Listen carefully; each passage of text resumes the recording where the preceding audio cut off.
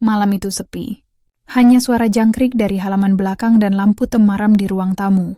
Aku duduk di sofa, diam, menatap keluar jendela. Hujan baru saja berhenti, tapi sisa rintiknya masih terdengar menetes pelan. Damar duduk di sampingku, tak banyak bicara. Tangannya tiba-tiba bergerak, menyentuh punggung tanganku yang dingin. Aku refleks menoleh, tapi ia hanya tersenyum. Senyum kecil, tenang, tanpa kata. Entah kenapa, aku tidak menarik tanganku. Kami hanya duduk begitu saja, saling diam, tapi genggamannya terasa hangat. Di luar, angin malam bertiup pelan. Masih kepikiran semuanya? Ia bertanya pelan. Aku mengangguk. Sedikit. Kalau kamu capek, istirahat aja. Aku di sini. Aku tidak menjawab. Aku hanya menggenggam tangannya lebih erat, mencoba percaya pada ketenangan itu. Untuk pertama kalinya, aku menceritakan semuanya hanya di channel drama kemarin sore.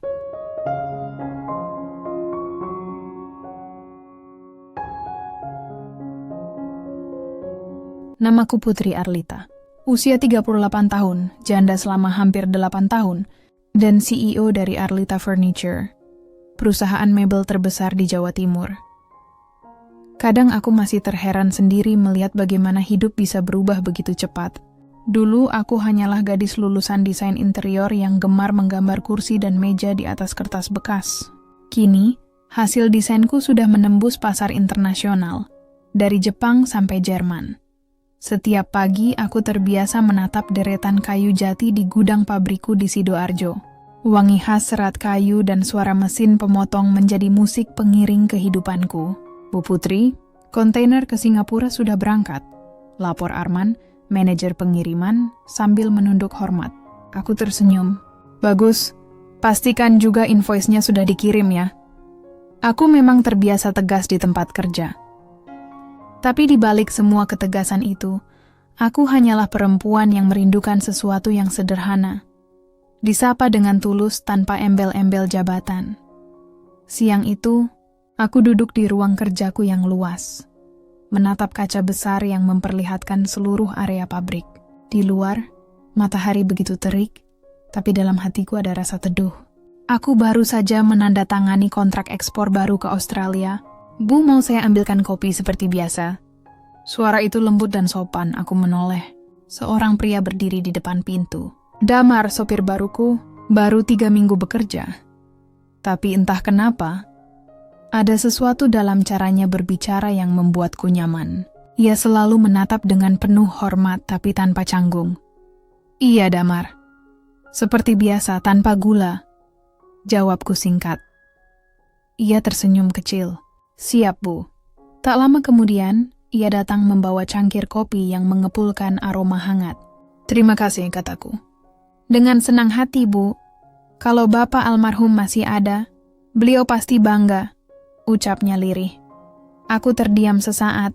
Damar tidak tahu banyak tentang masa laluku. Tapi kalimat itu menyentuh sisi hatiku yang sudah lama beku. Sore menjelang, aku bersiap untuk rapat dengan investor asing. Damar membukakan pintu mobil sedan hitamku. Pelan-pelan, Bu, katanya sambil menahan pintu agar tidak menutup terlalu cepat. Aku tersenyum. Kamu ini sopir atau pengawal pribadi sih?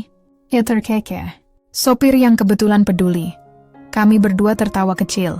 Entah kenapa, tawa itu membuat perjalanan ke Surabaya terasa lebih singkat dari biasanya. Rapat berjalan lancar. Setelah selesai, aku dan Damar makan malam di sebuah restoran di tepi pantai Kenjeran. Angin laut meniup lembut rambutku yang terurai. Indah ya, ucapku sambil memandang ombak. Damar menatap laut juga. Saya selalu suka laut, Bu. Kadang ombaknya keras, kadang lembut, tapi selalu setia datang lagi. Aku tersenyum. Kamu romantis juga. Bukan romantis, Bu. Hanya suka hal-hal yang jujur. Laut itu jujur. Nggak pernah pura-pura tenang kalau sedang bergelora. Kata-katanya sederhana, tapi menampar lembut hatiku. Selama ini aku hidup di tengah orang-orang yang berpura-pura tenang, padahal penuh kepentingan. Tapi malam itu, di bawah langit jingga, aku merasa hidupku baik-baik saja.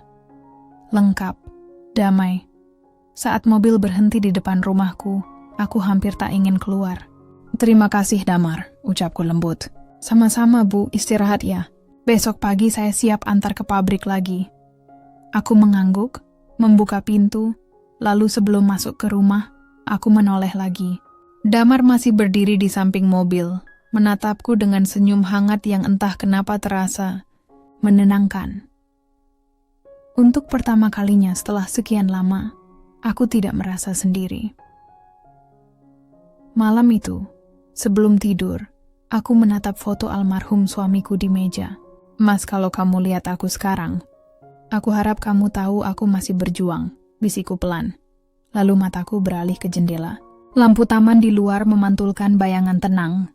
Aku tidak tahu bahwa langit yang kini terlihat begitu damai, sedang menyimpan awan gelap yang perlahan mendekat. Pagi itu, matahari menembus tirai jendela kamarku dengan lembut.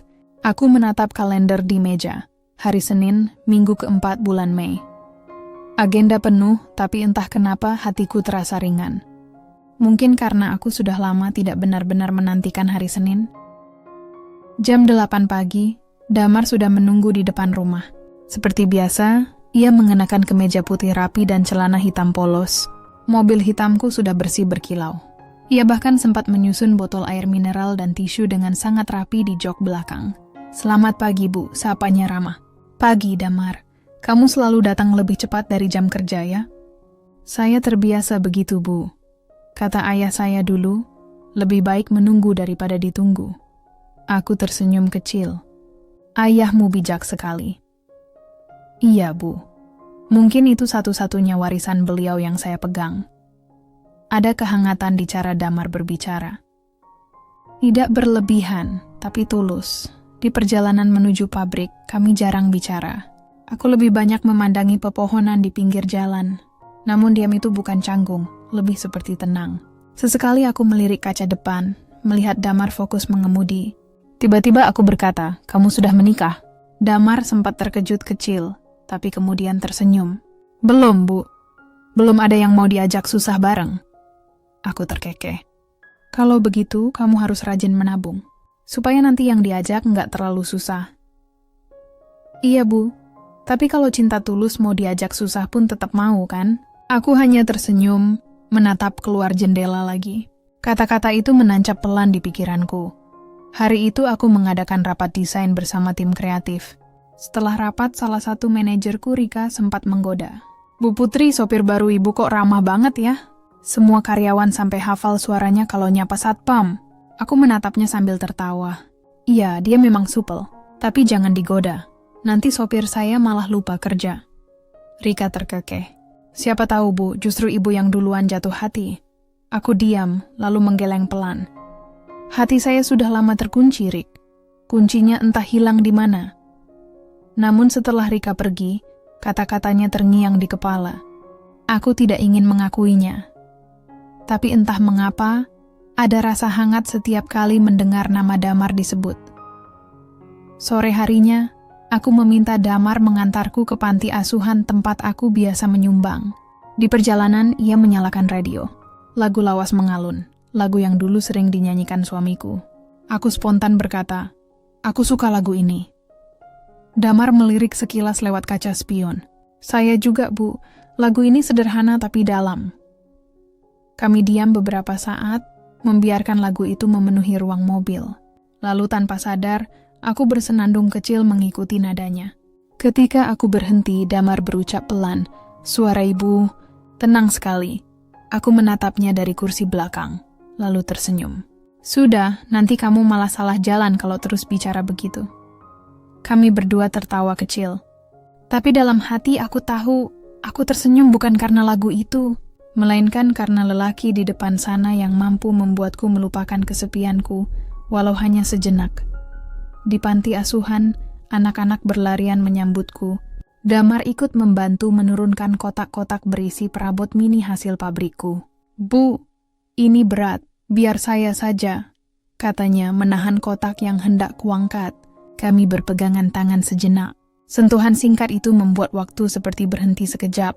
Aku menarik tanganku perlahan dan berdehem kecil. "Terima kasih, Damar." "Sama-sama, Bu," jawabnya dengan senyum yang tak bisa kusembunyikan dari mataku. Anak-anak menatap kami dan mulai menggoda. Ibu sama Om Damar kayak di film. Kami berdua tertawa, wajahku memerah. "Nak, Om Damar ini sopir ibu, bukan artis," kataku sambil pura-pura marah. Tapi dalam hati, aku tahu aku tidak keberatan dengan candaan itu. Malamnya, di rumah, aku membuka laptop untuk memeriksa laporan keuangan. Tapi pikiranku tidak fokus. Di layar angka-angka menari tanpa makna. Yang terbayang justru wajah Damar saat tersenyum sambil mengangkat kotak di panti asuhan. Aku menutup laptop. "Putri, kamu kenapa sih?" Gumamku pada diri sendiri. Aku bukan gadis muda lagi. Aku sudah melewati kegagalan, kehilangan, dan kesepian. Tapi mengapa satu perhatian kecil bisa mengguncang dinding yang sudah lama kubangun rapat? Aku berdiri di depan jendela, menatap langit malam. Bintang-bintang bertaburan, indah dan menenangkan. Mungkin pikirku Tuhan sedang mengizinkan hatiku untuk beristirahat sejenak dari rasa takut. Aku belum tahu apakah ini cinta atau hanya rasa kagum. Tapi satu hal pasti, aku kembali bisa tersenyum tanpa alasan.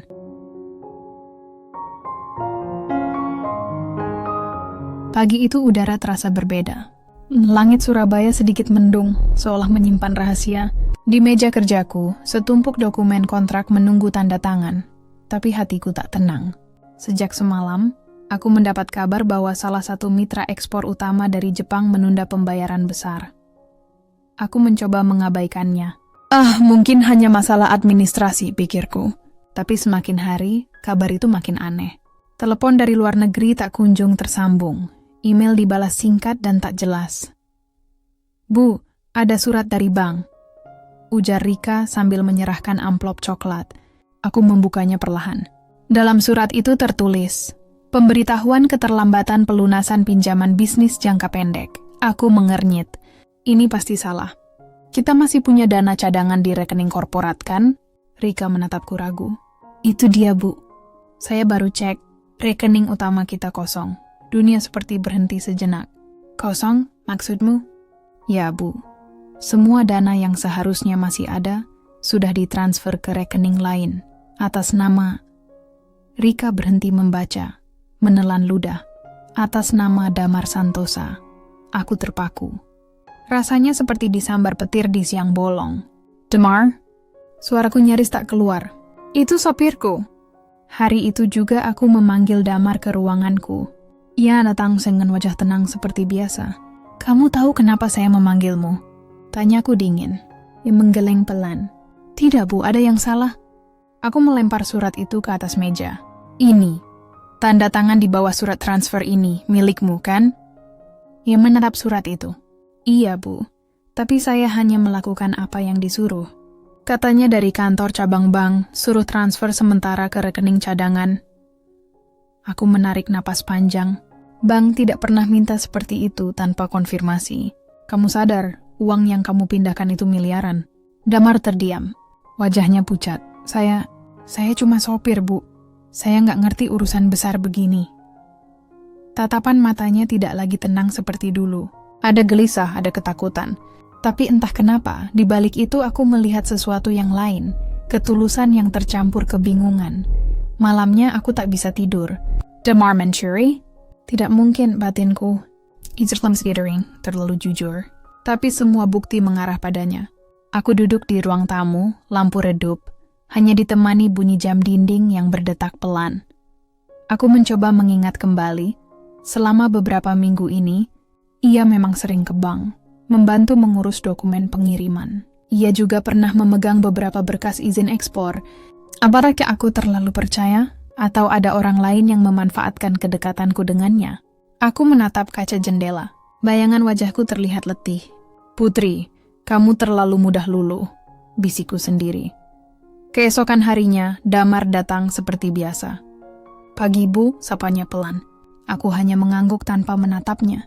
Di depan pabrik, karyawan-karyawan mulai berbisik. Kabar tentang rekening kosong itu sudah menyebar. Beberapa bahkan menatapku dengan kasihan. Aku benci tatapan itu. Sampai akhirnya Damar mendekat. "Bu, boleh saya bicara sebentar?" Aku menatapnya dingin. "Tidak sekarang." "Saya sibuk. Mohon maaf, Bu, tapi ini penting. Saya rasa ada yang menjebak saya." Aku menatap matanya. Ada ketulusan di sana.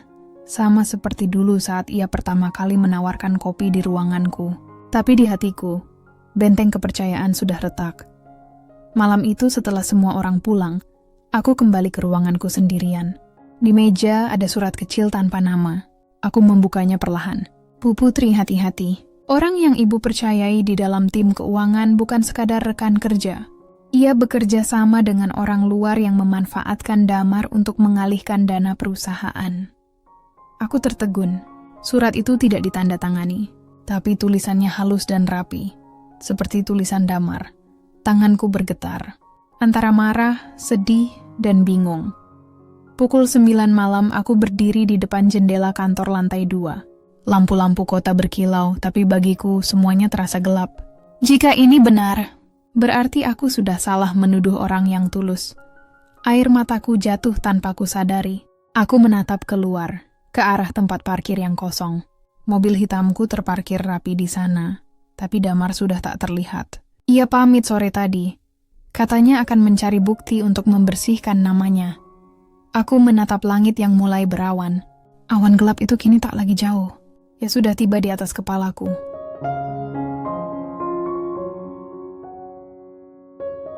Sejak hari itu hidupku berubah. Telepon dari bank datang hampir setiap jam. Rekan bisnis bertanya, investor mulai ragu.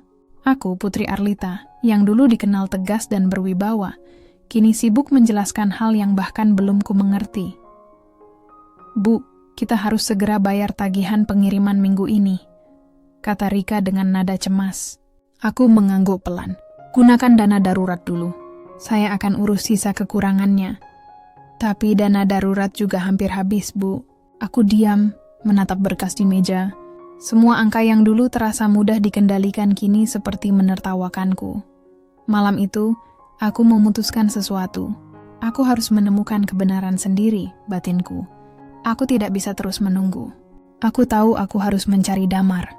Bukan hanya untuk menanyakan uang perusahaan, tapi untuk memastikan apakah aku benar telah menuduh orang yang salah.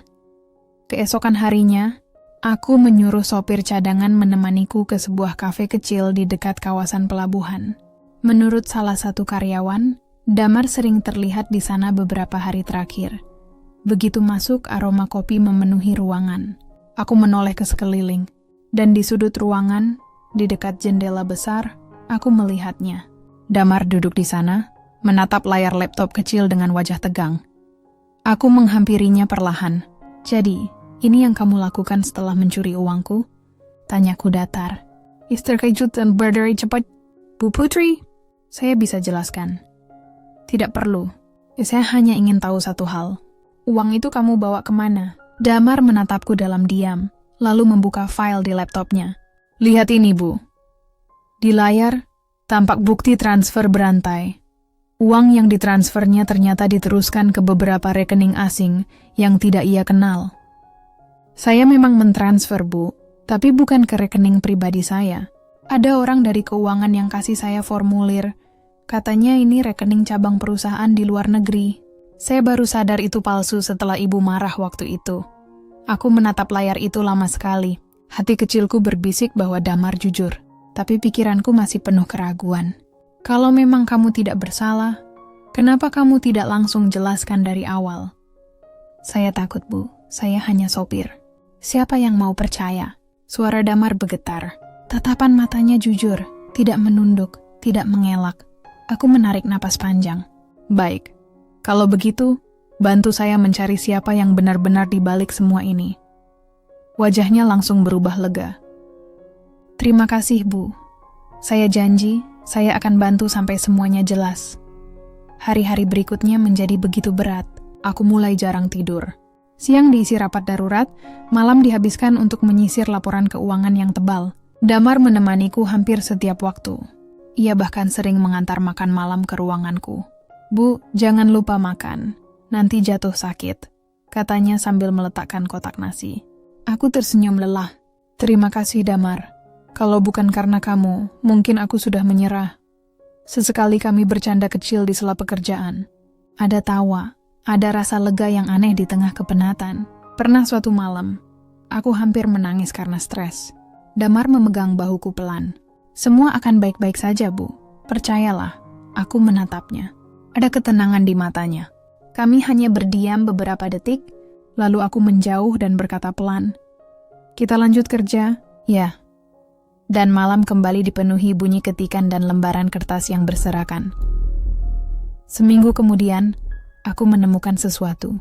Dalam laporan keuangan lama, ada transaksi mencurigakan yang selalu dilakukan oleh satu orang. Kepala bagian keuangan Tania. Jumlahnya tidak besar, tapi rutin. Aku memanggil Damar. "Kamu masih ingat siapa yang memberikan formulir rekening waktu itu?" "Iya, Bu. Namanya Mbak Tania." Aku terdiam. Semua potongan mulai menyatu. Keesokan harinya, aku menegur Tania di ruang rapat. "Tania, tolong jelaskan kenapa kamu menggunakan rekening pribadi dalam beberapa transaksi ekspor tahun lalu." Tania gelagapan. "Itu hanya untuk sementara, Bu. Dana perusahaan belum cair waktu itu." "Dan kenapa kamu yang meminta Damar mentransfer uang besar ke rekening luar negeri tanpa persetujuan saya?" Ia tak bisa menjawab. Aku menatapnya tajam. "Kalau kamu tidak bisa jelaskan sekarang, aku akan laporkan ini ke polisi." Tania terdiam, lalu menunduk. "Bu, saya mohon." "Saya hanya disuruh oleh seseorang. Saya tidak tahu kalau itu penipuan." "Disuruh siapa?" "Orang luar negeri yang katanya rekan bisnis." Tapi saya belum pernah bertemu langsung. Aku menahan napas. Ini bukan sekadar kesalahan kecil. Ini skema besar. Dan perusahaanku berada di tengah badai. Malamnya, aku dan Damar duduk di ruang kantor yang mulai gelap. "Hari ini berat ya, Bu," katanya. Aku tersenyum pahit. Berat sekali. Tapi anehnya, aku tidak merasa sendirian. Kami terdiam. Damar menatapku lama, lalu berkata pelan, "Terima kasih sudah percaya lagi." Aku menggeleng. "Bukan karena percaya, Damar. Karena aku tahu kamu tidak seperti yang mereka kira." Ia tersenyum, lalu berdiri. "Besok kita lanjut lagi, Bu. Jangan khawatir, saya nggak akan pergi kemana-mana." Aku menatap punggungnya saat ia berjalan keluar. Entah kenapa, di tengah badai yang sedang mengguncang hidupku, aku justru merasa ada sedikit cahaya yang mulai menyusup masuk. Sudah 2 minggu sejak aku dan Damar bekerja sama mengungkap kebocoran keuangan perusahaan. Kami mulai bisa bernapas sedikit lega. Bank setuju memberi waktu tambahan untuk pelunasan, dan beberapa investor mulai percaya lagi setelah melihat pergerakan positif kami. Aku pikir badai mulai mereda. Tapi ternyata, langit yang sempat cerah itu menyimpan awan baru. Lebih gelap, lebih pekat. Pagi itu, aku datang lebih awal ke pabrik. Di ruanganku, Rika sudah menunggu sambil membawa tablet laporan. "Bu, saya ingin menunjukkan sesuatu," katanya. Ia menyalakan layar, menampilkan foto-foto yang baru diambil semalam. Dalam foto itu, aku melihat diriku sendiri, bersama Damar. Kami sedang duduk di taman belakang pabrik, terlihat sedang berbicara dekat dan tertawa. Rika menatapku canggung. "Bu, foto-foto ini sudah tersebar di grup internal. Banyak yang bilang hubungan ibu dengan Pak Damar terlalu pribadi." Aku menatap foto itu lama. "Terlalu pribadi?" Ulangku pelan. Rika menunduk. "Saya hanya ingin ibu tahu lebih dulu, sebelum gosipnya makin besar." Aku menghela napas panjang. "Terima kasih, Rika." Ia pergi, meninggalkanku dengan rasa sesak di dada. Siangnya aku memanggil Damar ke ruanganku. Begitu ia masuk, aku langsung berkata tanpa basa-basi, "Kita harus jaga jarak." Ia tampak terkejut. "Kenapa, Bu?" "Foto kita tersebar. Orang-orang mulai salah paham. Aku tidak mau reputasiku atau reputasimu rusak." Damar terdiam sejenak. "Tapi, Bu, saya tidak pernah bermaksud apa-apa selain membantu." "Aku tahu," potongku cepat. "Tapi dunia bisnis tidak sesederhana itu. Satu senyum bisa dianggap skandal." Ia menatapku lama, lalu menunduk pelan. "Baik, Bu. Saya mengerti." Suaranya datar, tapi aku bisa melihat matanya sedikit redup. Sejak hari itu, suasana di antara kami berubah. Damar tetap profesional, tapi tak lagi banyak bicara. Tak ada lagi canda kecil atau tatapan hangat di sela rapat malam. Ruang kerja terasa dingin meski pendingin udara sudah kumatikan. Suatu sore, aku melihatnya sedang memuat dokumen di mobil pengiriman. Damar panggilku spontan. Ya, Merulen. Ada yang bisa saya bantu, Bu? Aku ragu sejenak, lalu berkata, tidak, hanya ingin memastikan kamu baik-baik saja. Ia tersenyum kecil. Saya baik, Bu, cuma kangen suasana waktu kita dulu kerja bareng tanpa takut digosipin. Aku menahan napas. Ada rasa perih yang sulit dijelaskan. Kamu tahu kan, aku hanya ingin melindungi kita berdua. Iya, Bu. Tapi kadang, terlalu banyak melindungi justru membuat jarak. Ucapannya menancap di hatiku. Aku tidak tahu harus menjawab apa. Kami hanya berdiri dalam diam, sebelum akhirnya aku pergi dengan langkah berat. Beberapa hari kemudian, masalah baru muncul. Salah satu klien lama dari Singapura mengirimkan surat komplain karena produk yang dikirim tidak sesuai pesanan. Padahal, aku sendiri yang memeriksa desainnya. Aku memanggil tim gudang, tapi semua dokumen justru mengarah pada tanda tangan Damar di surat pengiriman. Aku tertegun. Damar ikut tanda tangan untuk pengiriman ekspor? Salah satu staf menjawab, iya, Bu. Katanya perintah dari ibu langsung, waktu ibu sedang ke Surabaya minggu lalu. Padahal, minggu lalu aku tidak pernah memberi instruksi seperti itu. Aku langsung memanggil Damar ke ruanganku. Damar, kamu tanda tangan dokumen pengiriman barang ke Singapura? Iya, Bu. Saya terima dari Mbak Tania, katanya itu perintah ibu. Aku menggeleng. Aku tidak pernah mengeluarkan perintah itu. Ia tampak kaget. Apa? Tapi dokumennya sudah dikirim ke pelabuhan. Artinya barang yang salah sudah berangkat. Aku menatapnya dalam diam. Semua ini terasa seperti jebakan yang berulang. Kenapa setiap masalah selalu mengarah ke kamu, Damar? Tanyaku dengan nada lelah. Ia menatapku. Suaranya pelan. Mungkin karena saya orang yang paling mudah disalahkan. Aku menutup mata, mencoba menenangkan diri. Aku tidak menuduhmu, tapi tolong, bantu aku buktikan lagi bahwa kamu tidak terlibat. Aku tidak ingin percaya pada gosip, tapi semua ini makin berat. Damar menatapku lama. Saya akan buktikan lagi, Bu. Sekali ini saja, tolong tetap percaya. Aku mengangguk pelan, tapi hatiku bergetar. Malam itu, aku duduk di ruang tamu rumahku. Di luar, hujan turun deras. Aku membuka pesan di ponsel, dari nomor tak dikenal. Bu Putri, berhati-hatilah. Orang yang ibu percayai sekarang tidak seperti yang ibu kira. Aku menatap layar lama sekali, entah siapa pengirim pesan itu, tapi di saat seperti ini, kata-kata sederhana bisa mengguncang seluruh keyakinan yang tersisa. Aku memandangi jendela yang basah oleh hujan. Untuk pertama kalinya sejak lama, aku merasa benar-benar sendirian.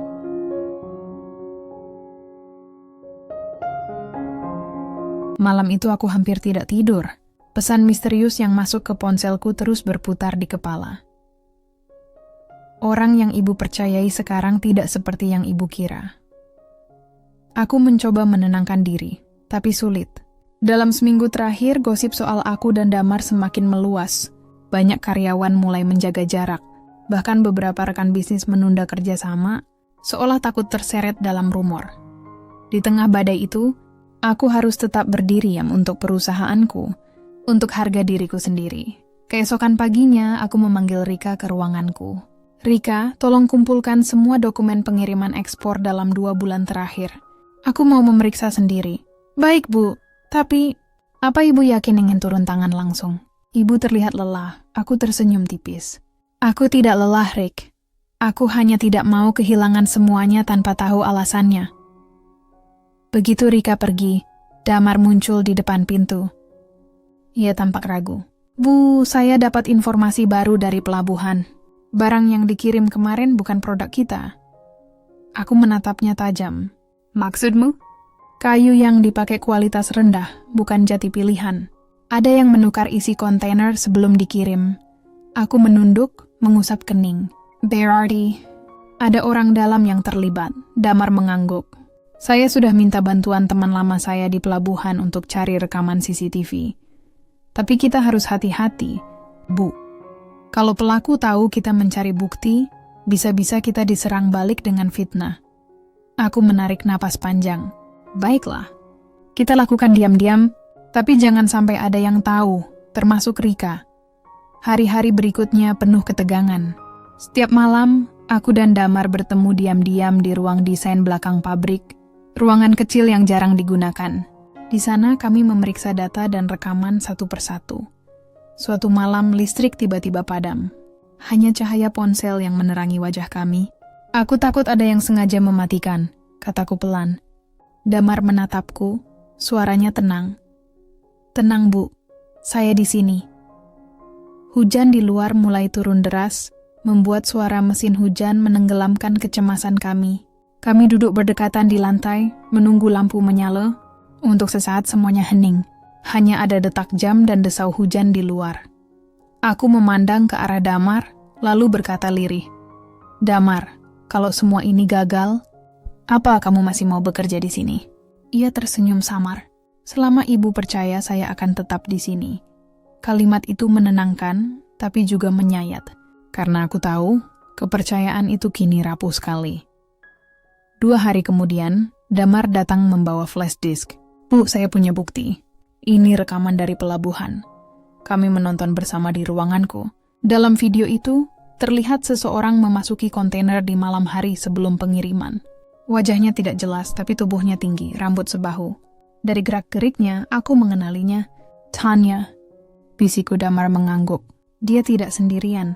Ada pria yang membantunya, tapi wajahnya tidak terekam jelas. Aku memejamkan mata. Jadi selama ini mereka menukar barang dan membuat seolah aku dan kamu yang bersalah. Damar mengepalkan tangan. Kita harus lapor polisi. Aku menggeleng cepat. Belum. Aku harus pastikan dulu. Kalau aku melangkah tanpa bukti lengkap, mereka bisa balik menjatuhkan kita.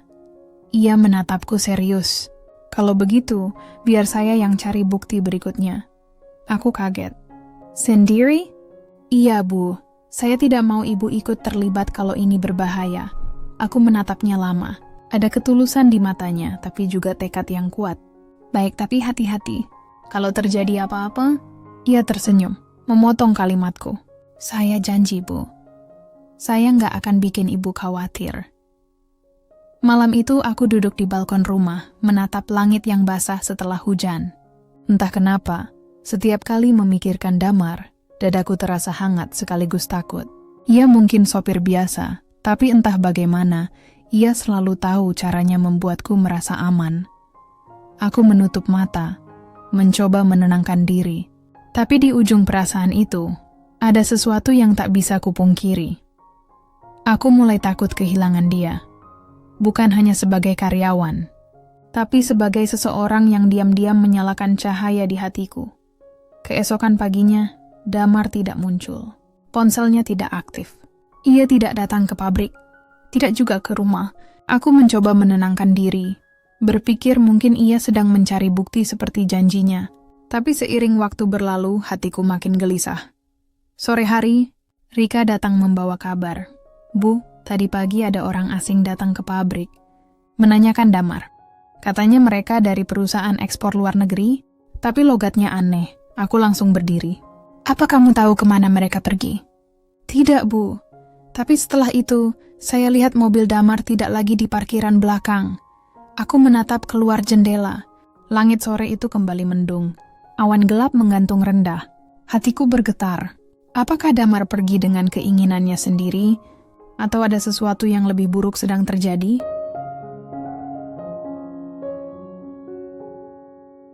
Sudah 3 hari Damar tidak muncul. Ponselnya tetap tidak aktif. Semua orang di pabrik mulai bertanya-tanya. Tapi aku hanya bisa tersenyum kecil dan berkata, dia sedang cuti.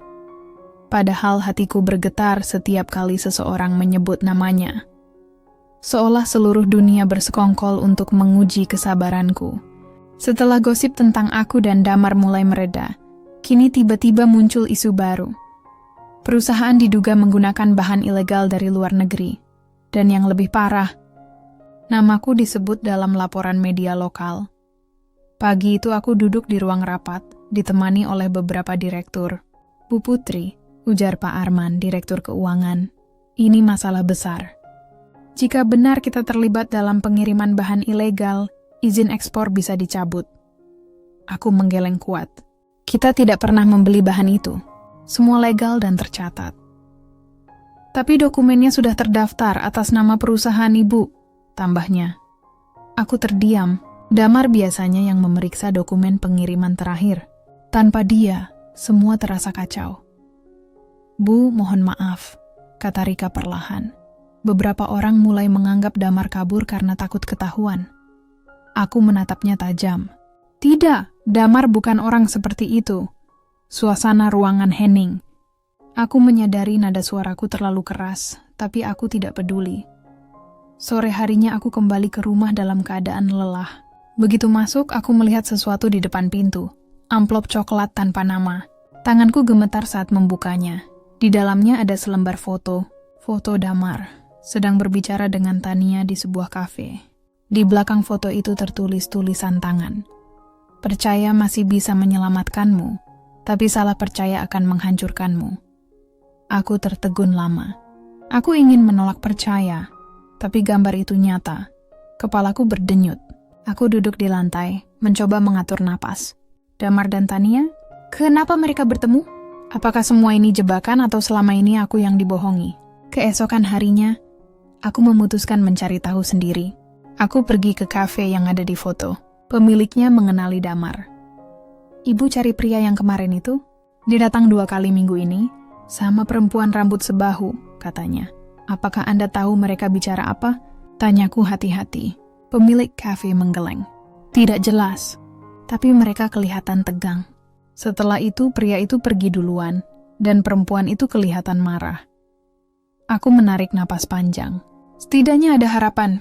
Mungkin Damar bukan pengkhianat. Tapi kenapa ia tak kembali juga? Sore itu hujan deras. Aku berdiri di balkon rumah, menatap air yang jatuh tanpa henti. Di sela deru hujan, suara ponselku berdering. Nomor tak dikenal.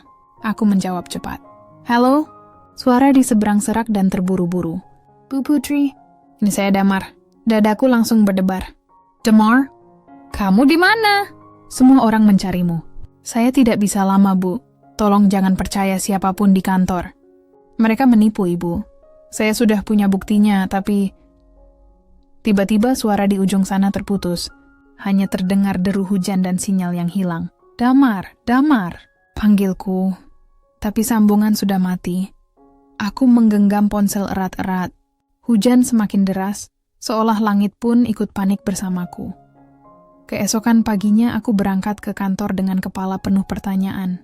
Begitu sampai, polisi sudah menunggu di depan gerbang. Apakah Anda Ibu Putri CEO PT Kayu Citra Abadi? Aku mengangguk pelan. Kami mendapat laporan bahwa perusahaan Anda diduga melakukan penggelapan dana dan pemalsuan dokumen ekspor. Dunia seperti berputar. Aku mencoba tetap tenang. Ini pasti salah paham. Silakan ikut kami untuk dimintai keterangan. Rika menghampiri dengan wajah pucat. Bu, saya nggak tahu apa-apa tentang ini. Aku hanya menepuk bahunya pelan. Tenang, Rik. Aku akan jelaskan semuanya. Tapi jauh di dalam hati, aku tahu. Ini bukan salah paham biasa. Ini jebakan yang disusun rapi. Dan orang yang tahu semua rahasianya, Damar, entah di mana dia sekarang. Malamnya, setelah pemeriksaan singkat, aku diperbolehkan pulang. Aku duduk di ruang tamu sendirian, lampu redup, udara dingin. Di atas meja, masih tergeletak foto Damar dan Tania. Aku menatap foto itu lagi. Kini aku tidak tahu harus merasa apa. Rindu, marah, takut, semuanya bercampur jadi satu. Aku percaya padamu, Damar, bisikku pelan. Tapi tolong, jangan buat aku menyesal karena kepercayaanku.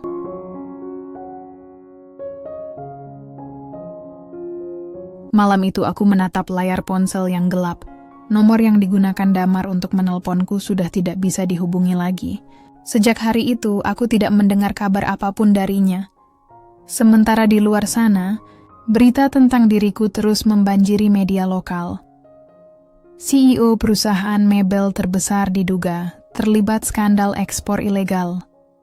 Putri Rahman, sosok wanita sukses yang terseret kasus keuangan. Setiap judul seperti pisau kecil yang menusuk pelan di hati. Aku, wanita yang dulu dilulukan sebagai inspirasi, kini jadi bahan cibiran. Pagi itu aku datang ke pabrik lebih awal. Tidak ada senyum dari karyawan. Beberapa bahkan memilih menunduk dan berjalan cepat saat aku lewat.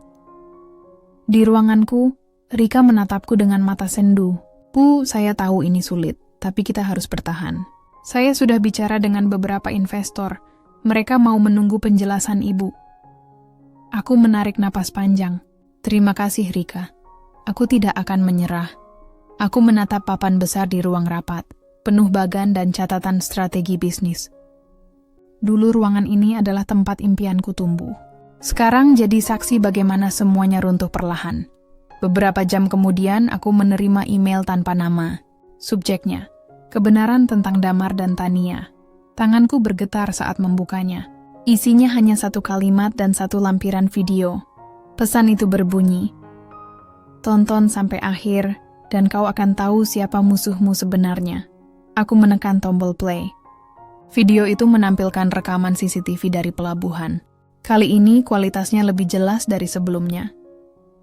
Aku melihat Tania berbicara dengan seorang pria berjas hitam, lalu menyerahkan amplop besar. Tak lama, pria itu memegang dokumen berstempel perusahaan kami. Tania tersenyum licik, lalu menoleh. Dan di sisi lain layar, berdiri seseorang yang aku kenal sangat baik, Pak Arman. Direktur keuanganku sendiri. Aku menutup laptop perlahan.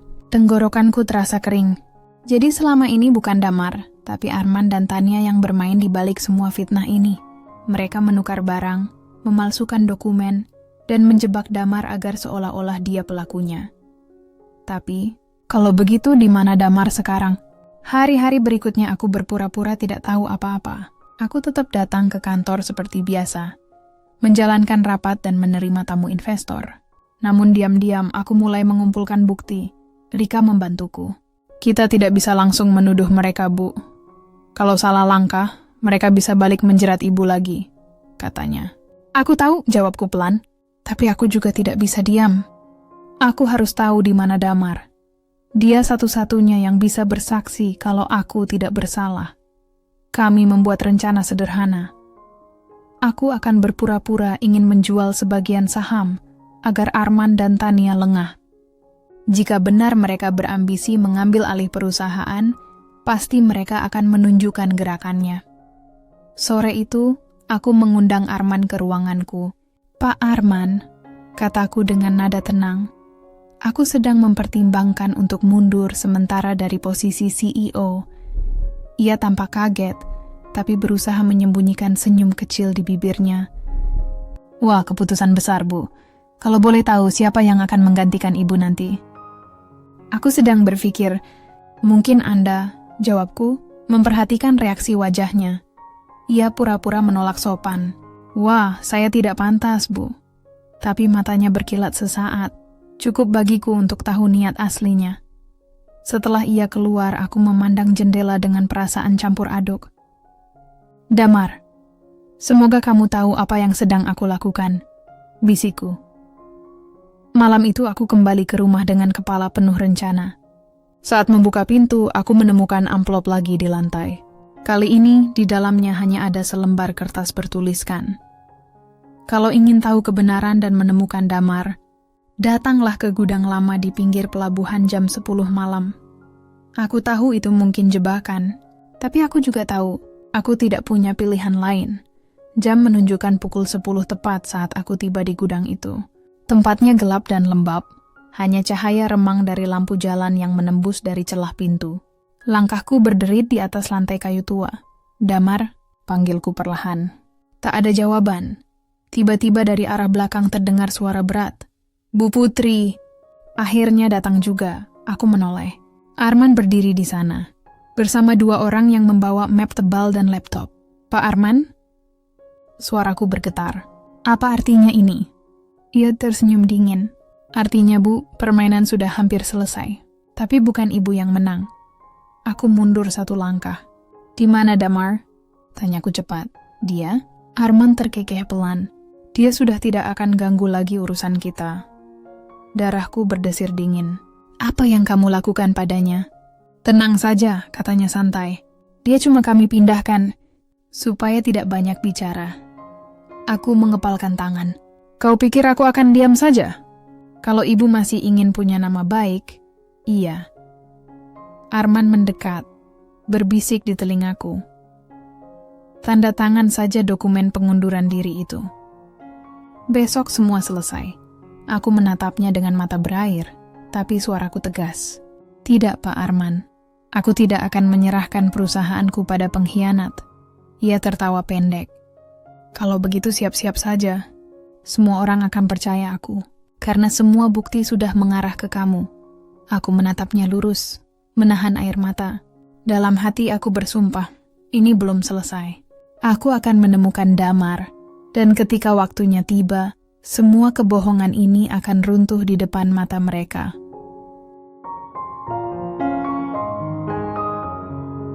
Malam setelah pertemuanku dengan Arman di gudang itu, aku tidak bisa tidur sama sekali.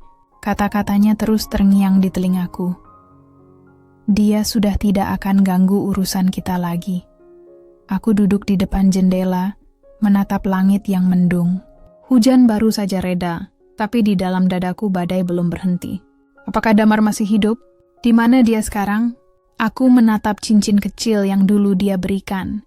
Bukan cincin mahal, hanya logam sederhana dengan ukiran kecil di dalamnya. Setia bukan karena janji, tapi karena hati. Air mataku jatuh tanpa kusadari. Aku tidak tahu harus percaya pada siapa lagi. Keesokan paginya aku memutuskan untuk melawan. Aku menghubungi Rika secara diam-diam.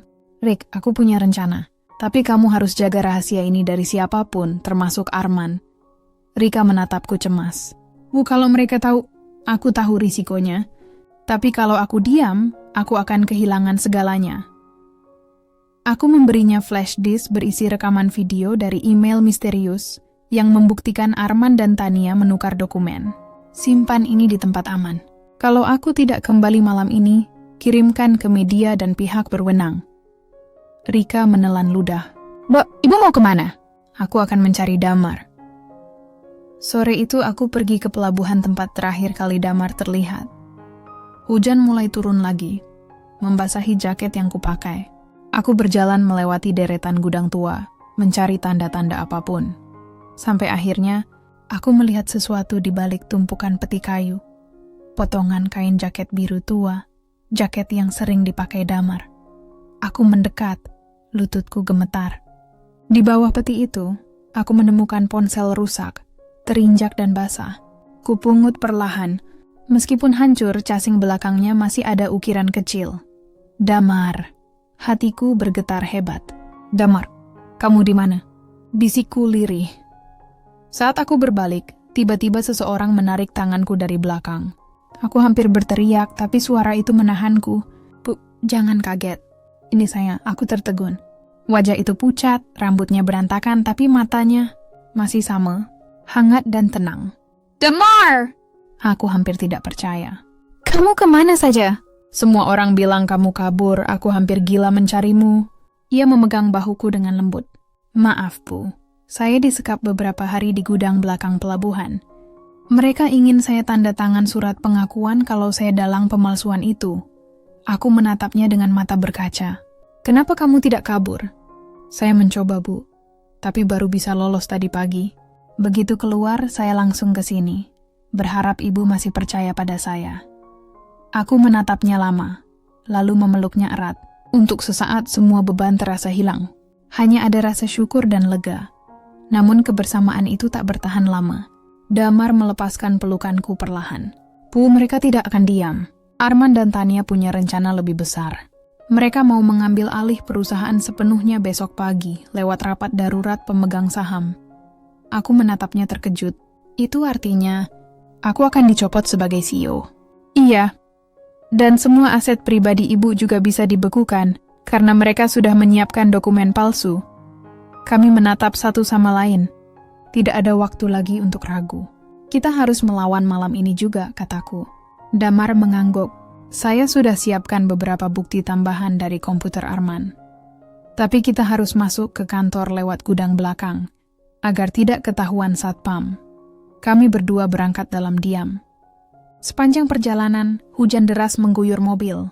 Jalanan basah, lampu kota berkilau samar di balik kabut.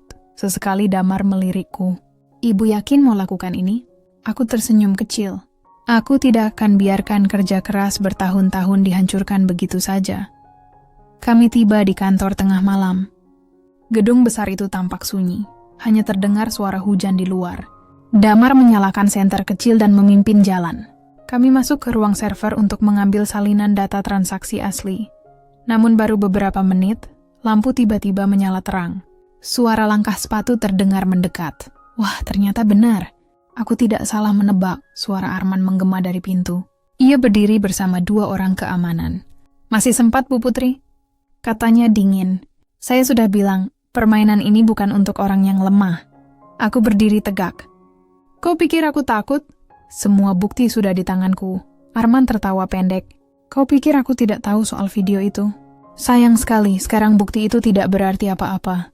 Karena besok pagi dunia akan melihatmu sebagai pelaku tunggal." Damar maju selangkah. "Kau orang jahat, Arman. Aku tidak akan biarkan." Arman menatapnya sinis. "Kau, sopir miskin yang kebetulan disukai bosnya, jangan mimpi bisa melawanku." Aku menggenggam tangan Damar erat. "Kita pergi sekarang." Damar menarikku menuju pintu samping, tapi 2 orang keamanan menghalangi jalan. Situasi semakin menegang. Hujan di luar makin deras. Petir menyambar keras, seolah alam pun ikut marah. Arman melangkah mendekat dengan senyum licik. "Terlambat, Bu Putri. Besok pagi nama Anda akan hilang dari dunia bisnis." Aku menatapnya dengan tatapan penuh tekad. "Mungkin, tapi kebenaran tidak bisa kau kubur selamanya."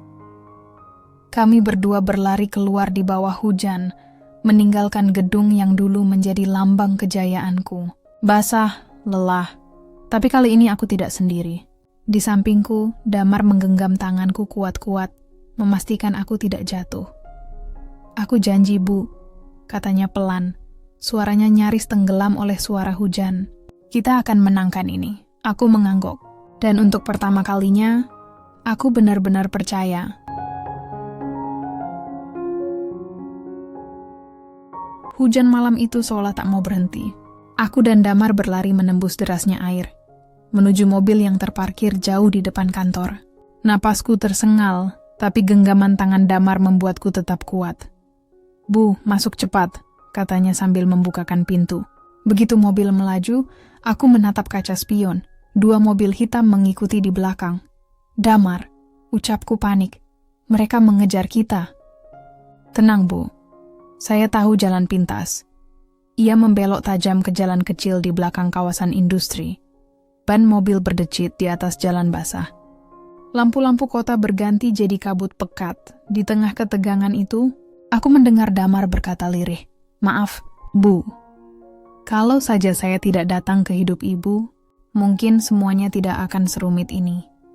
Aku menatapnya dengan mata berkaca. "Jangan bilang begitu. Tanpa kamu, aku sudah hancur dari awal." Kami berhenti di sebuah rumah tua di pinggir kota. Tempat persembunyian sementara yang Damar sebut aman. Begitu masuk, aku duduk di kursi rotan sambil menatap api kecil di tungku. "Rick sudah aman?" tanyanya. "Sudah." Aku titipkan salinan data padanya. Kalau sesuatu terjadi pada kita, dia tahu harus kemana. Damar mengangguk. "Bagus. Tapi kita tetap butuh bukti tambahan untuk menjerat Arman. Video dan data belum cukup untuk pengadilan." Aku terdiam berpikir keras. Lalu tiba-tiba aku ingat sesuatu. "Tania, dia pasti masih menyimpan catatan transaksi asli. Dia terlalu hati-hati untuk memusnahkan semuanya." Damar menatapku. "Kalau begitu, kita harus buat dia bicara." Keesokan paginya kami menyusun rencana. Aku berpura-pura menelpon Tania, meminta bertemu. Suaraku kubuat datar seolah ingin menyerah. "Tan, aku sudah lelah. Arman benar. Aku akan mundur. Tapi aku tidak mau semua ini jadi gosip. Tolong, bantu aku urus dokumen terakhir sebelum rapat pemegang saham." Suara Tania terdengar ragu, tapi akhirnya ia setuju. "Baik, Bu. Kita ketemu sore ini di kafe biasa." Begitu sambungan terputus, Damar menatapku cemas. "Ibu yakin ini aman?" Aku tersenyum kecil. "Tidak, tapi aku tidak akan diam lagi." Sore itu hujan kembali turun, tipis-tipis. Aku datang ke kafe lebih dulu, duduk di sudut paling belakang. Beberapa menit kemudian, Tania muncul. Riasannya tebal, Senyumnya manis tapi matanya gelisah. Bu Putri, katanya pelan, saya ikut prihatin dengan keadaan ibu. Aku menatapnya tanpa ekspresi. Kau dan Arman membuatku hancur, tapi masih punya keberanian bicara begitu. Ia tersentak tapi berusaha tersenyum. Saya tidak tahu apa yang ibu maksud. Aku mengeluarkan flash disk dari tas dan meletakkannya di meja. Aku tahu semua, Tan. Semua video, transaksi, dan tanda tangan palsu. Wajahnya pucat seketika. Ibu dapat dari mana? Aku menconongkan badan. Aku tidak akan menyeretmu kalau kau bantu aku. Beri aku dokumen aslimu, dan aku pastikan kamu aman. Tania terdiam lama. Tiba-tiba ponselnya bergetar. Ia melihat layar, lalu wajahnya semakin pucat. Arman tahu saya di sini? Katanya lirih. Seketika jendela kafe bergetar. Suara mobil berhenti di luar. Aku melihat Damar berlari masuk dari pintu belakang, menatapku dengan tatapan tegas. Bu, kita harus pergi sekarang. Suasana berubah kacau. Arman masuk bersama 2 orang berbadan besar. Ternyata kalian berdua di sini.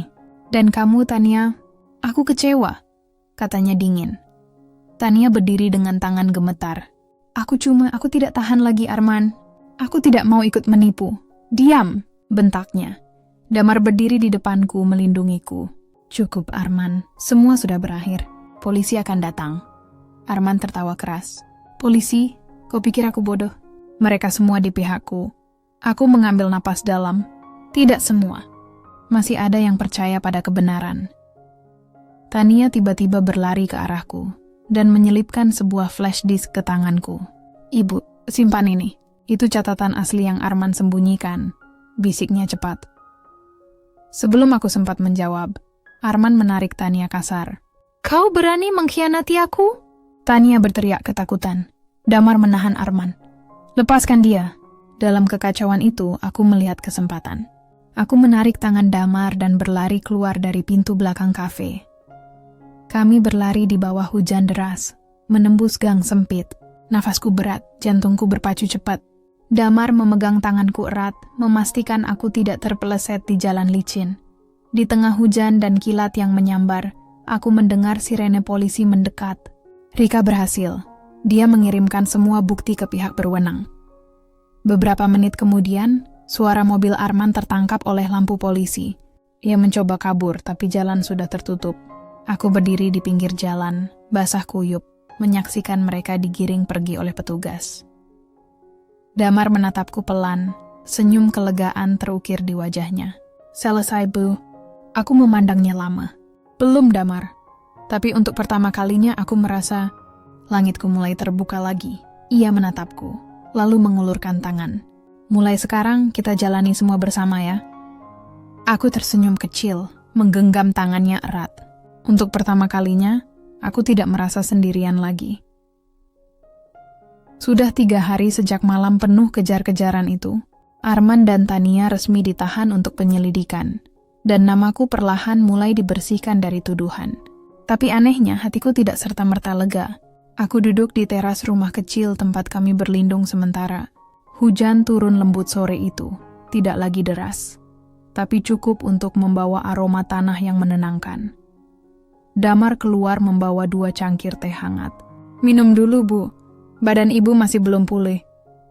Aku tersenyum tipis. Kau sudah berhenti memanggilku ibu, Damar. Kita bukan lagi atasan dan sopir. Ia tertegun sejenak, lalu menatapku lembut. Baik, Putri. Nama itu meluncur dari bibirnya pelan, membuat dadaku hangat entah kenapa. Kami diam cukup lama. Hanya suara hujan dan desah napas yang mengisi udara. Damar, kataku akhirnya. Aku kehilangan semuanya. Perusahaanku, rumahku, bahkan nama baikku sempat hancur. Tapi entah kenapa, aku tidak merasa kalah. Damar menatapku, matanya teduh. Karena ibu menemukan sesuatu yang lebih besar dari kemenangan. Aku menatapnya. Apa itu? Ia tersenyum kecil, ketulusan. Keesokan harinya, aku dipanggil oleh Dewan Pemegang Saham. Rapat darurat itu menentukan apakah aku masih layak memimpin perusahaan. Aku datang mengenakan setelan sederhana, tanpa riasan berlebihan. Tidak ada kemewahan seperti dulu. Ruang rapat terasa tegang. Beberapa anggota menatapku dengan ragu. yang lain berbisik pelan. Ketika tiba giliranku bicara, aku berdiri tegak. Bapak dan Ibu, mungkin saya bukan pemimpin sempurna. Saya pernah terlalu percaya pada orang yang salah. Tapi satu hal yang saya pelajari, bisnis bukan hanya tentang angka, tapi tentang hati yang jujur. Saya tidak minta posisi saya kembali. Saya hanya ingin perusahaan ini tetap hidup dengan orang-orang yang berani menjaga kejujuran. Ruangan hening beberapa detik. Lalu salah satu anggota senior Pak Wijaya berdiri. Bu Putri, kami semua melihat perjuangan Anda. Kami tahu siapa yang sebenarnya menipu. Jadi Anda mesti memimpin kami di belakang Anda. Aku menatapnya terkejut. Benarkah? Ia mengangguk mantap. Perusahaan ini tidak akan ada tanpa Anda. Suasana berubah haru. Beberapa karyawan bertepuk tangan kecil. Aku menunduk menahan air mata. Untuk pertama kalinya setelah sekian lama, aku merasa diakui bukan karena harta, tapi karena integritasku. Sore harinya, aku keluar dari gedung dengan langkah ringan. Damar sudah menunggu di halaman depan, berdiri di samping mobil tuanya yang dulu kupakai saat pertama kali merekrutnya. Bagaimana hasil rapatnya? Tanyanya penuh harap. Aku tersenyum. Mereka memberiku kesempatan kedua. Damar tertawa lega. Saya tahu mereka tidak akan menolak wanita sekuat ibu. Maksud saya Putri. Kami tertawa bersama. Hujan rintik-rintik turun, membasahi trotoar. Aku menatap langit yang kelabu tapi indah. Kau tahu Damar? Dulu aku pikir kebahagiaan datang dari kemewahan. Tapi ternyata, bahagia itu sederhana. Saat kita punya seseorang yang tak pergi di saat semuanya runtuh. Damar menatapku pelan. Saya juga dulu pikir cinta hanya untuk orang yang sempurna. Tapi ternyata cinta bisa datang dari luka. Dan justru menyembuhkannya. Aku terdiam, menatap matanya lama. Udara di antara kami terasa hangat meski hujan terus turun. Lalu tanpa banyak kata, Damar menggenggam tanganku. Kami tidak bicara apa-apa lagi. Tak perlu, semuanya sudah terucap lewat genggaman itu. Malamnya, aku menulis di buku harian yang dulu sempat kutinggalkan bertahun-tahun.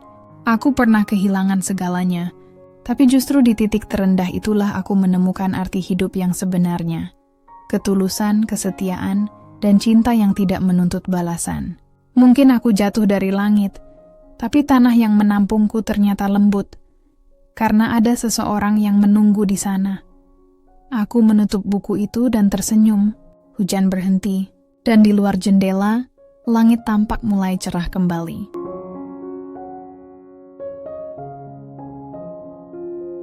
Tiga bulan telah berlalu sejak hari itu. Langit Jawa Timur kini terasa berbeda bagiku. Tidak lagi seperti atap tinggi yang menekan, tapi seperti pelindung lembut yang menenangkan.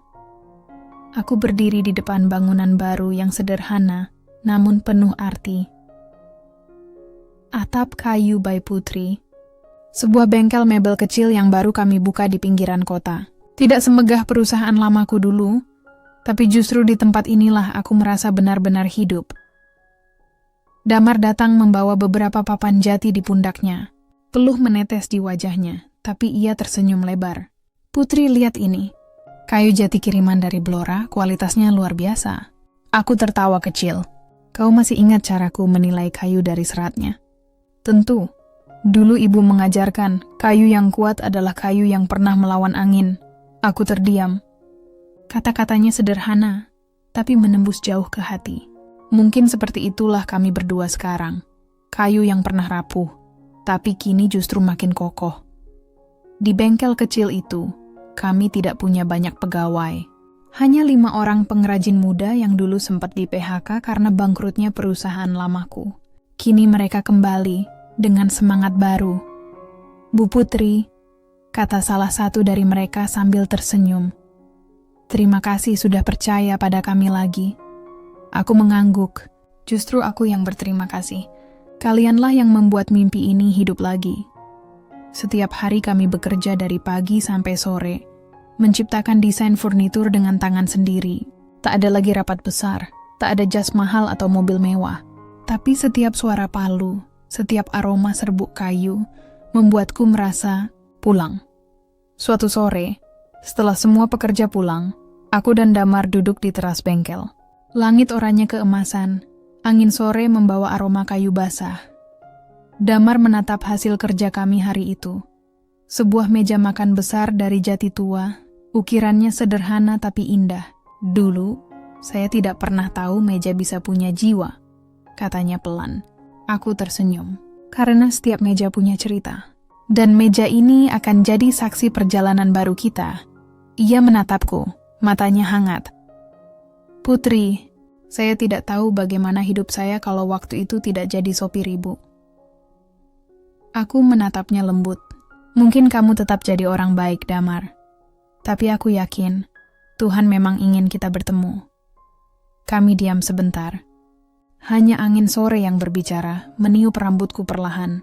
Damar meraih tanganku, menggenggamnya tanpa kata. Di saat itu, aku tahu, kebahagiaan bukan lagi tentang siapa di puncak, tapi siapa yang tetap di samping saat kita terjatuh. Beberapa hari kemudian, aku menerima telepon dari seorang pengusaha mebel internasional, klien lamaku di Jepang.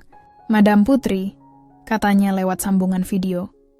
Kami mendengar Anda memulai perusahaan baru, dan kami ingin membeli desain meja yang Anda buat. Aku hampir tak percaya. Benarkah? Iya, desainnya sederhana tapi hangat. Kami ingin memproduksi dalam jumlah terbatas, dengan nama The Second Sky Collection. Mataku berkaca. Aku menatap Damar yang berdiri di sampingku dan tersenyum. Itu nama yang indah, bisiku. Langit kedua. Malam itu, kami merayakan kecil-kecilan di bengkel, hanya dengan kue sederhana dan teh jahe. Para pekerja menyalakan lampu-lampu gantung dari kayu yang kami buat sendiri. Suasananya hangat, penuh tawa.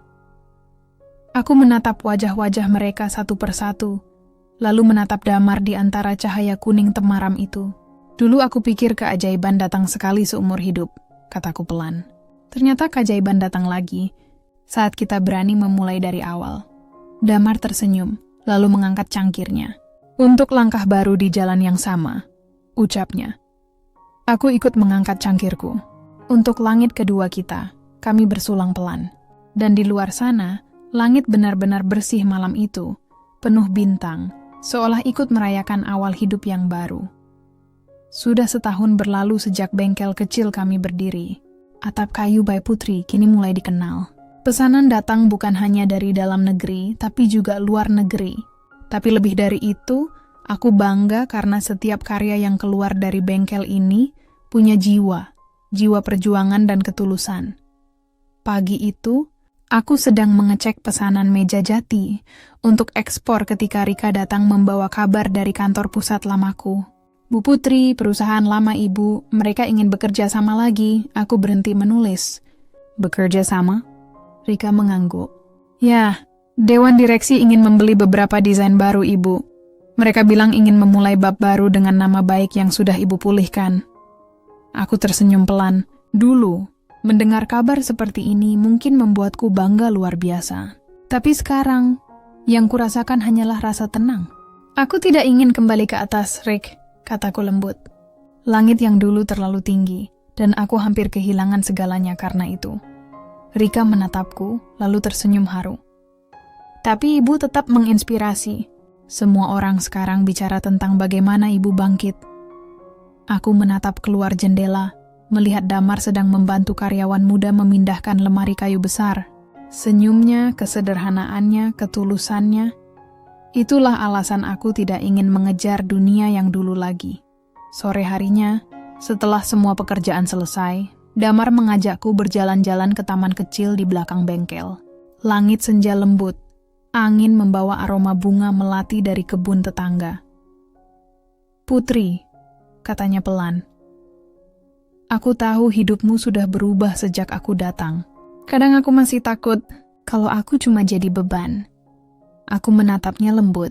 Damar, kamu bukan bebanku. Kamu justru alasan kenapa aku tidak menyerah waktu semuanya hancur. Ia menghela napas lega, lalu tersenyum. Aku cuma ingin ibu... maksudku kamu tahu satu hal. Aku menatapnya penasaran. Apa itu? Damar merogoh saku ke mejanya dan mengeluarkan sesuatu. Sebuah cincin kayu, sederhana tapi indah, hasil ukiran tangannya sendiri. Aku membuat ini dari sisa meja pertama yang kita buat bersama, katanya lirih. Aku tahu kita sudah melalui banyak luka, Tapi kalau kamu izinkan, aku ingin jadi bagian dari penyembuhanmu. Hatiku bergetar hebat. Aku memandangi cincin itu lama. Bukan karena nilainya, tapi karena makna di baliknya. Damar, suaraku bergetar.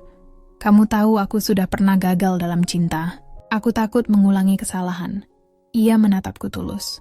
Aku tidak minta janji besar, Putri. Aku cuma ingin menemanimu melangkah. Satu hari demi satu hari. Tidak di depanmu, tidak di belakangmu, tapi di sampingmu. Air mataku jatuh tanpa terasa. Aku mengulurkan tangan dan ia menyematkan cincin itu perlahan di jariku. Kami saling menatap, tanpa kata, tapi seluruh dunia terasa berhenti sejenak. Beberapa minggu kemudian, kami menggelar pesta kecil di bengkel. Bukan pernikahan besar, hanya syukuran sederhana bersama para pekerja, sahabat, dan keluarga. Lampu gantung dari kayu kami nyalakan. Hiasan bunga melati di meja makan panjang, dan tawa yang memenuhi udara. Rika berbisik padaku, Bu Putri, ini seperti kisah film, tapi nyata. Aku tersenyum. Ya, kadang hidup menulis skenario yang jauh lebih indah daripada yang kita bayangkan. Damar menggenggam tanganku di antara keramaian itu. Terima kasih, katanya lembut, karena mau percaya lagi. Aku menatapnya penuh cinta. Dan terima kasih karena tetap tinggal, bahkan ketika semua orang pergi. Kami berdua tersenyum pada satu sama lain, di bawah cahaya lampu kayu yang berpendar hangat. Di antara tawa, aroma kayu, dan musik lembut malam itu, aku tahu, ini bukan akhir dari cerita kami, tapi awal dari perjalanan baru. Malam makin larut, semua tamu sudah pulang, tinggal kami berdua membereskan meja. Aku berhenti sejenak, memandangi bengkel kami yang kini sunyi. Damar menghampiri lalu memelukku perlahan dari belakang. Lihat Putri, bisiknya lembut. Langit malam ini indah sekali. Aku mendongak. Langit penuh bintang seolah menegaskan sesuatu, bahwa setelah hujan dan luka selalu ada cahaya.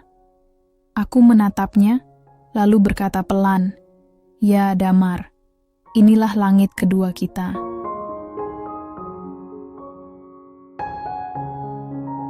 Sudah 2 tahun sejak semua badai itu berlalu. Hidupku kini tenang, jauh berbeda dari masa-masa di mana setiap hari diisi rapat, laporan keuangan, dan tekanan tak berujung. Sekarang, setiap pagi aku membuka jendela kecil di rumah yang kami bangun sendiri. Rumah kayu di tepi sungai kecil, di belakang bengkel kami. Angin pagi masuk lembut, membawa aroma serbuk jati dan suara burung. Aku tersenyum. Selamat pagi dunia. Damar muncul dari dapur membawa 2 gelas kopi. Selamat pagi Putri. Aku menatapnya sambil tersenyum. Masih suka buat kopi sepahit dulu? Ia tertawa kecil. Tanpa rasa pahit, kopi tidak punya cerita. Sama seperti kita. Aku menatap wajahnya yang kini lebih tenang, lebih dewasa. Dulu ia hanyalah sopirku. Kini, ia menjadi bagian dari hidupku yang tak tergantikan. Hari ini istimewa. Kami sedang mempersiapkan pameran karya pertama Atap Kayu by Putri di Surabaya. Bukan acara besar, tapi cukup untuk memperlihatkan perjalanan kami dari awal hingga kini. Di ruangan pamer itu nanti, ada satu meja yang paling kusayangi. Meja pertama yang kami buat bersama, dengan ukiran di tepinya. Langit kedua, di bawah hujan, kami belajar berdiri lagi. Rika datang dengan wajah cerah. Bu Putri, wartawan dari majalah bisnis ingin wawancara. Mereka ingin tahu rahasia kesuksesan baru ibu. Aku tertawa kecil. Katakan saja, rahasianya bukan di angka, tapi di hati. Rika mengangguk, lalu berbisik pelan. Saya masih ingat, dulu ibu sering menangis di ruang kerja. Sekarang, setiap hari ibu tersenyum. Aku tersenyum kembali. Ya, karena dulu aku berjuang untuk dunia. Sekarang aku berjuang untuk hidup. Sore harinya, setelah semua persiapan selesai, aku dan Damar duduk di kursi kayu di depan bengkel, menatap langit senja. Langit itu berwarna jingga, indah, luas, sama seperti dulu, tapi rasanya berbeda. Damar, kataku pelan, kadang aku masih takut semua ini hanya mimpi. bahwa besok aku akan bangun dan kembali ke masa lalu. Ia menatapku lembut. Kalaupun itu mimpi, Putri, setidaknya itu mimpi yang membuatmu tersenyum. Aku menghela napas dan menatap matahari yang hampir tenggelam. Dulu aku pikir hidup hanya soal naik setinggi mungkin. Tapi ternyata hidup bukan soal seberapa tinggi kita terbang, tapi seberapa berani kita berdiri lagi setelah jatuh. Damar menggenggam tanganku. Dan setiap kali kamu jatuh, aku akan jadi tanah yang menampungmu. Aku tersenyum haru. Dan setiap kali kamu lelah, aku akan jadi langit yang meneduhkanmu. Kami berdua terdiam, hanya menikmati angin sore yang membawa ketenangan. Malam itu, setelah semua orang pulang, aku menulis lagi di buku harian, buku yang sudah menemaniku sejak awal perjalanan ini. Aku pernah kehilangan cinta, harta, dan nama baik. Aku pernah merasa langitku runtuh, tapi ternyata di balik setiap runtuhan ada tangan yang menuntunku berdiri. Bukan tangan yang sempurna, tapi yang setia. Kini aku mengerti, menjadi kuat bukan berarti tak pernah menangis, tapi berani tersenyum meski masih terluka. Dan cinta sejati bukan yang membuatku terbang tinggi, tapi yang mengajarkan bagaimana caranya berjalan bersama di tanah. Inilah langit keduaku. Bukan langit yang megah, tapi langit yang nyata. Aku menutup buku itu perlahan. Damar memanggilku dari luar, suaranya lembut. Putri, bintang malam ini banyak sekali. Ayo lihat, aku melangkah keluar. Di atas sana, langit penuh cahaya, bintang bertaburan seperti butiran harapan. Yumak bersandar di bahunya, menatap langit itu lama. Terima kasih Damar, bisikku. Untuk apa? Untuk menjadi bintangku, yang tetap bersinar bahkan saat langitku paling gelap. Ia tersenyum, lalu merangkulku dengan lembut. Kami berdua menatap langit tanpa kata. Hujan sudah lama berhenti, luka sudah lama kering, yang tersisa kini hanyalah ketenangan dan cinta yang tumbuh dari kejujuran.